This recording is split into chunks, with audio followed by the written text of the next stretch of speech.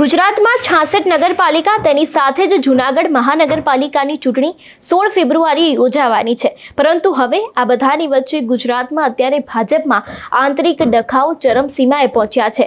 અત્યાર સુધી અનેક એવા નેતાઓ દ્વારા ભારતીય જનતા પાર્ટીના જ નેતાઓની પોલ ખોલવામાં આવી છે અને હવે આની જ અસર નગરપાલિકાની ચૂંટણીમાં કેવી રહેવાની છે તેના વિશે જ આજે વાત કરવાની છે। નમસ્કાર, હું હંસિની અને તમે જોઈ રહ્યા છો નિર્ભય ન્યૂઝ।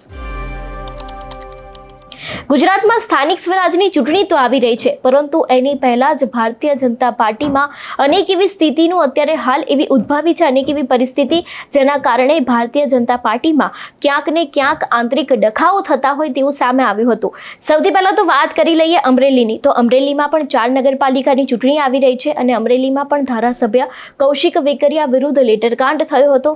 તે બાદ જેતપુરમાં પણ રાદડિયાની સાથે કોઈકે ગેમ રમવાનો પ્રયત્ન કર્યો હતો તેવી પણ વાતો સામે આવી હતી અને પોરબંદરની કુતિયાણા બેઠકમાં પણ કાંધલ વર્સિસ જાડેજાની લડાઈ અત્યારે ચાલી રહી છે। એટલે એક તરફ 66 નગરપાલિકાની ચૂંટણી તો યોજાવાની છે, તેની સાથે જૂનાગઢ મહાનગરપાલિકાની ચૂંટણી છે, તેમાં પણ ભારતીય જનતા પાર્ટીમાં ખૂબ જ આંતરિક ડખા ચાલી રહ્યા છે। જો આ દરેક બેઠકની વિસ્તારપૂર્વક વાત કરવામાં આવે તો હવે ગુજરાતમાં 66 નગરપાલિકા, 1 મહાનગરપાલિકા, 3 તાલુકા પંચાયત અને જિલ્લા પંચાયતની ચૂંટણીનો જંગ જામ્યો છે। તેની સાથે નગરપાલિકા, મહાનગરપાલિકા, તાલુકા અને જિલ્લા પંચાયતની ચૂંટણીમાં કુલ 2178 બેઠકો માટે હાલમાં 5085 ઉમેદવારો મેદાને છે અને ચૂંટણી માટે મતદાન થાય તે પહેલા જ 4 નગરપાલિકા અને જૂનાગઢ મહાનગરપાલિકાની 8 બેઠકો ઉપર ભારતીય જનતા પાર્ટી બિનહરીફ પહેલેથી જીતી ચૂક્યું છે। હવે વાત કરીએ ભાજપ અને કોંગ્રેસની રણનીતિ વિશે। જો તેના વિશેની વાત કરવામાં આવે તો કેન્દ્ર અને ગુજરાતમાં સત્તા ધરાવતી ભાજપે સ્થાનિક સ્વરાજની આ વખતે ચૂંટણીમાં કોંગ્રેસની રણનીતિ અપનાવી હતી। ભાજપે ઘણી જગ્યાએ ફોર્મ ભરવાની અંતિમ ઘડીએ ઉમેદવારોના નામ જાહેર કર્યા હતા।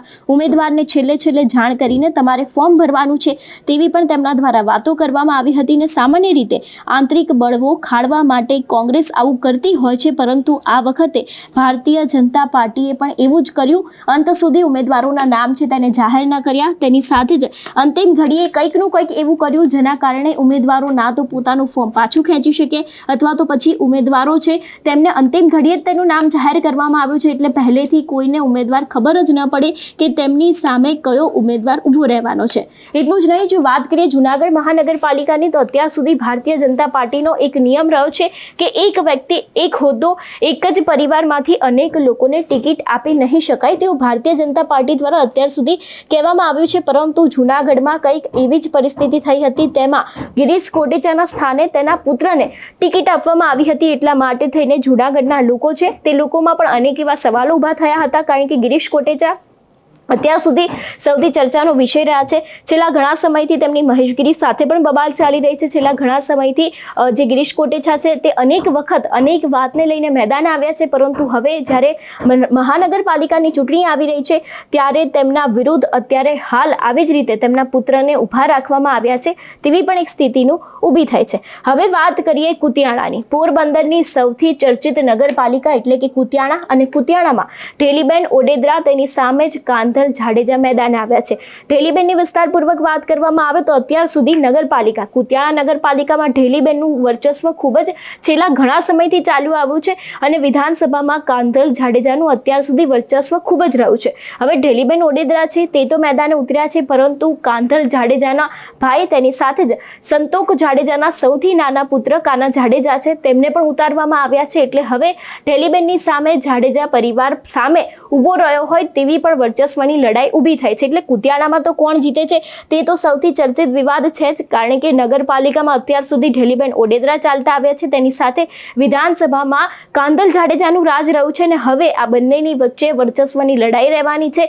એક બાજુ ઢેલીબેન ઓડેદરા અને બીજી બાજુ કાના જાડેજાને પણ ઊભા રાખવામાં આવ્યા છે, જે સંતોક જાડેજાના સૌથી નાના પુત્ર છે અને કાંધલ જાડેજાના ભાઈ છે તેવા કાના જાડેજા પણ શું આ વખતે બાજી મારી જશે કે કેમ તે પણ સવાલ છે। ને ભારતીય જનતા પાર્ટીના ઢેલીબેન ઓડેદરા આ બેઠક ઉપર જીતે છે કે કેમ તેમના વટ માથે થઈને તે પણ એક સવાલ છે। એટલે સૌથી ચર્ચિત નગરપાલિકા જો કોઈ હોઈ શકે તો એ છે પોરબંદરની કુતિયાણા નગરપાલિકા। એક તરફ ભારતીય જનતા પાર્ટીના ઢેલીબેન ઓડેદરા, જેનું અત્યાર સુધી નગરપાલિકામાં રાજ ચાલતું આવ્યું છે અને અત્યાર સુધી તે નગરપાલિકા ચલાવતા આવ્યા છે, અને તેની જ સામે વિધાનસભામાં જો કોઈ પણ વ્યક્તિનું રાજ ચાલતું હોય તો એ છે કાંધલ જાડેજા। જો કે હવે 18 ફેબ્રુઆરીએ જ ખબર પડશે કે કુતિયાણાની આ નગરપાલિકામાં કોણ જીતે છે।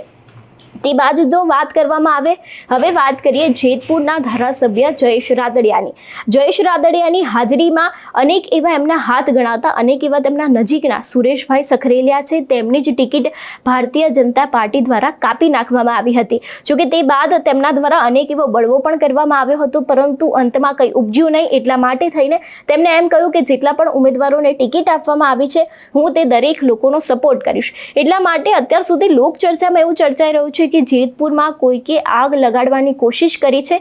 આની પાછળ કોઈક અલગ જ રણનીતિ હોઈ શકે છે, કારણ કે જયેશ રાદડિયા અત્યારે સૌથી ચર્ચામાં રહેતા એક એવા નેતા કહી શકાય, પાટીદારોના નેતા, કારણ કે તેમના દ્વારા નરેશ પટેલને પણ જાહેરમાં નિવેદન આપવામાં આવ્યું હતું. તેમની અને નરેશ પટેલની કોઈકની કોઈક બબાલ ચાલતી હતી ને આ બધાની વચ્ચે તેમનો જ જમણો હાથ ગણાતા એવા સુરેશ સખરેલિયા છે, તેમની જ ટિકિટ ભારતીય જનતા પાર્ટી દ્વારા કાપી નાખવામાં આવી હતી ને બીજા ઉમેદવારોનું તે વોર્ડમાંથી સિલેક્શન કરવામાં આવ્યું હતું. જોકે અંતે તે લોકોની વચ્ચે વાતચીત થઈ હતી, બંધ બારણે બેઠક પણ થઈ હતી. એટલા માટે પછી અંતે એવું નક્કી કરવામાં આવ્યું હતું કે હવે આ જે બેઠક છે તેના ઉપરથી જે તે વ્યક્તિ ઊભા રહેશે તેને સુરેશભાઈ સખરેલિયા છે તેમના દ્વારા સપોર્ટ કરવામાં આવશે. એટલે હવે આગામી દિવસોમાં એ પણ જોવાનું રહેશે કે શું ખરેખર જયેશ રાદડિયા દ્વારા આજે બીજા લોકોને ટિકિટ આપવામાં આવી છે તેનું સિલેક્શન કરવામાં આવશે કે કેમ, તે પણ એક સવાલ બનીને ઊભો થાય છે. અત્યાર સુધી આપણે ઓલ ઓવર જેટલી પણ નગરપાલિકા હતી તેના વિશેની વાત કરતા આવ્યા છે. જૂનાગઢમાં એક વ્યક્તિ એક હોદ્દો તેની પણ વાત કરી, તેની સામે જ કુતિયાણાની નગરપાલિકા, તેની સામે જેતપુરની નગરપાલિકા છે, તે બંને નગરપાલિકા જે સૌથી ચર્ચાનો વિષય રહી છે તેના વિશેની પણ વાત કરી. હવે વાત કરીએ અમરેલીની એ 4 નગરપાલિકા જેના ઉપર હવે અમરેલીનો આ લેટર કાર્ડ ભારે પડશે કે કેમ, કારણ કે એક તરફ અત્યાર સુધી અમરેલીના કોંગ્રેસના નેતાઓ છે તે ખૂબ જ એક્ટિવ મોડમાં જોવા મળ્યા હતા અને બીજી બાજુ ભારતીય જનતા પાર્ટીના અંદરનું આ કાવતરું કદાચ ભારતીય જનતા પાર્ટી માટે કોઈક ખરાબ દિશા લઈને આવતું હોય તેવું પણ લાગી રહ્યું છે, કારણ કે અત્યાર સુધી ધારાસભ્ય કૌશિક વેકરિયા છે તે પોતાનું વર્ચસ્વ ધરાવતા આવ્યા છે, સૌથી નિર્વિવાદિત ચહેરો છે તે પણ તેમને કહેવામાં આવ્યું છે. પરંતુ હવે આ બધાની વચ્ચે જો વાત કરીએ અમરેલી લેટર કાર્ડનો જે વિવાદ છે તે પણ કદાચ તેમના ઉપર ભારે પડી શકે છે. એટલે અત્યાર સુધી આજે 3-4 નગરપાલિકા છે તે સ્થાનિક સ્વરાજની ચૂંટણી માટે ખૂબ જ યોગ્ય નગરપાલિકા છે, ખૂબ જ ચર્ચાની નગરપાલિકા છે તેવું પણ કહી શકાય છે. તમારું શું માનવું છે આ વિષયને લઈને અમને કમેન્ટ કરીને ચોક્કસથી જણાવજો. તેની સાથે જ અમારી ચેનલ નિર્ભય ન્યૂઝને લાઇક, શેર અને સબસ્ક્રાઇબ કરવાનું ભૂલશો નહીં. નમસ્કાર.